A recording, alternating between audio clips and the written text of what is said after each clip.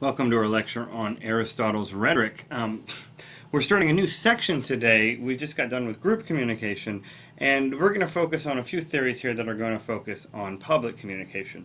By public communication, what we mean is communication from one person to many. And so when we talk about rhetoric, right, that's really what it is that we're talking about. We talked about in the traditions, the 7 traditions early in the semester, we talked about the rhetorical tradition as one of the traditions that we might come from. So if you hear the word rhetoric, right, like the way that it's used in our everyday life, the way that you might hear it used is someone might ask like a rhetorical question, for example, or you might say someone's just good at fluffy rhetoric, right? Oh, that's mere rhetoric. And what that means is kind of this idea of someone who's really good at maybe being a public speaker, but doesn't necessarily have the action to follow through on what it is that they're talking about.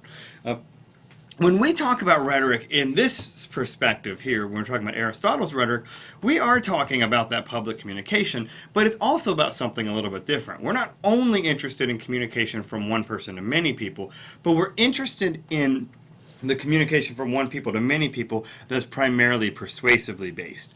And persuasively based, what we mean is communication that's intended to try to either change people's actions or change the way that people think.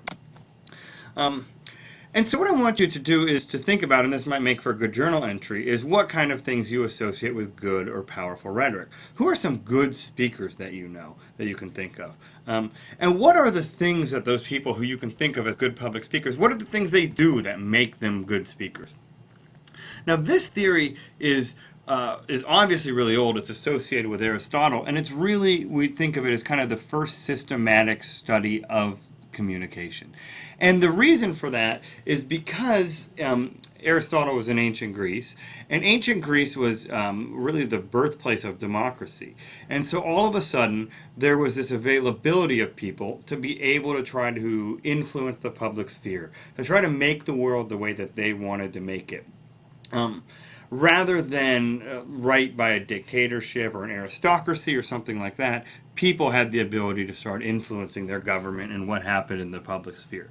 And so it became important to study, if that option is available, right? Well, it became important to study how might we begin going about trying to change the way that people think. Similarly, right? What are the things you can think of that make someone a bad rhetorician? Aristotle described persuasion as finding the available means of persuasion, right? Or that's what he called rhetoric. He says the job of a rhetorician is to be able to identify what it takes to move an audience from point A to point B. Now, Aristotle's presumption was that any audience is persuadable, right? But not every audience is persuadable in the same way. Every audience is persuadable somehow, and it's the job of the rhetorician to try to find those available means of persuasion. What does it take to move this particular audience to the place that I want them to be?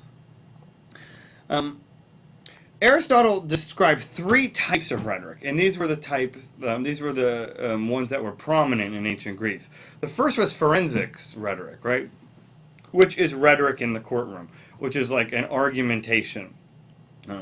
And Greece was also home of really like kind of our idea of a jury of your peers, an innocent until proven guilty type of ethic. And so forensic rhetoric was something that became more important for Aristotle and ancient Greeks with the advent of democracy. There's deliberative, which is influencing public policy, which are political debates, things that you can think of.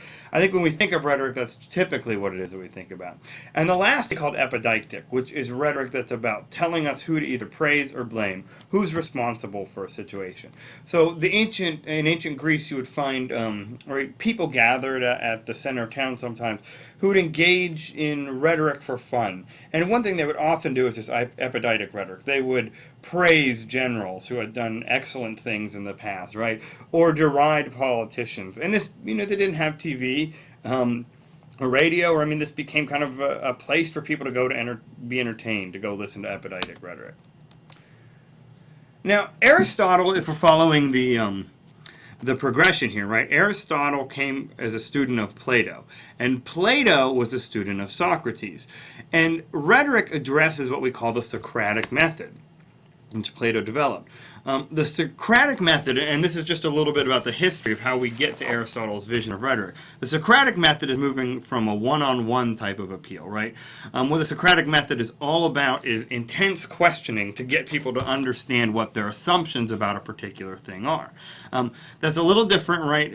That was primarily the way that people thought that change could happen before Aristotle started developing rhetoric. And so the Socratic method was being replaced by this idea of one-to-many. Rather than this kind of intense like conversation between people, Aristotle really understood that we could systematically think of how we might reach large numbers of people as well. And so the Socratic method, right, this conversation, is what it's supposed to do is it's supposed to help us understand what truth is. By questioning our assumptions, by us understanding what it is that we're taking for granted, we come to understand what is truth. Rhetoric is not about figuring out what's true. Aristotle said you should only resort to rhetoric once you have discovered what truth is. Also, the Socratic method is general. What that means is it's about understanding all of our assumptions, right? Understanding the way that we perceive the world. Where rhetoric sets out to do a specific task. A rhetorician wants to accomplish something, and that's why he or she would get up in front of a bunch of people. It's much different than the Socratic method insofar as that you're setting out with a specific goal rather than this kind of just general sense of trying to understand the world. And finally, right, we're talking about truth. So the Socratic method is all about right, figuring out what is true in a capital T sense, whereas rhetoric is about the probability of convincing an audience at a truth that you've already know because you've engaged in the Socratic method. So remember we said it's about finding the available means of persuasion? A rhetorician, when you get out there and you give it a shot, you don't always know what's going to work, but it's about figuring out what's the most probable way that you can move your audience from point A to point B.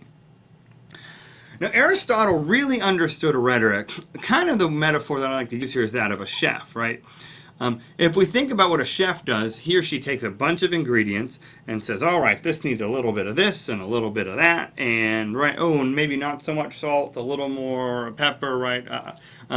And what you do is you kind of flavor it to see what that particular dish really needs. Aristotle understood a rhetorician the same way. He said a rhetorician has ingredients, right? Much like a chef would. And it's the job of the rhetorician to say, okay, we need a little bit of this, more of that, not so much of this. Now, his rhetorical proofs would really be the ingredients that you as a chef, as a rhetorician, have to play with. Let's talk about those. He gave us 3 rhetorical proofs, and you might have covered these in previous classes because they're very popular and they're still very influential.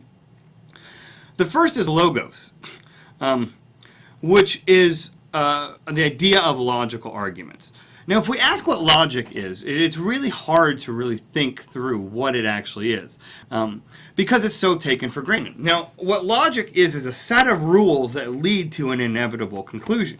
If you've ever taken a logic class before, what it actually seems like is it's like a math class with words in a lot of ways. Where if you get people to say, right, if this is true and this is true and this is true, then this thing has to be true. Now, logic is fairly well valued within our society today, but 4,000 years ago or so, back in ancient Greece, logic was really used quite differently because it's really a novel idea, because logic relies on the idea that everyone has to play by the same set of rules. Just because you're a king doesn't make your logic any more sound than if I'm a slave, for example. And logic is this idea that everyone is subject to the same type of rules. And so it's this kind of overarching even equalizer, which puts people on the same plane.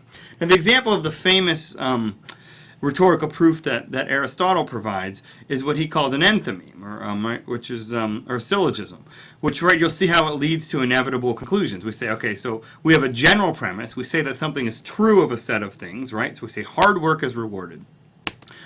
Now we have a specific premise, right? A thing that's not true of a class of things, but true about a specific thing. This is, I work hard.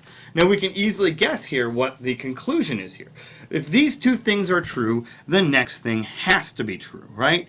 And so we have here, right, the conclusion is, I will be rewarded. So if we're moving here from a thing that's true of a class of things to a specific things, this has to be true. Now if you were going to argue with this, right, what you need to do is you can't argue with this conclusion, but you could argue that one of these two premises is not valid, right? I could say hard work is not always rewarded, or maybe I don't work hard. Anyway, I'll be right back.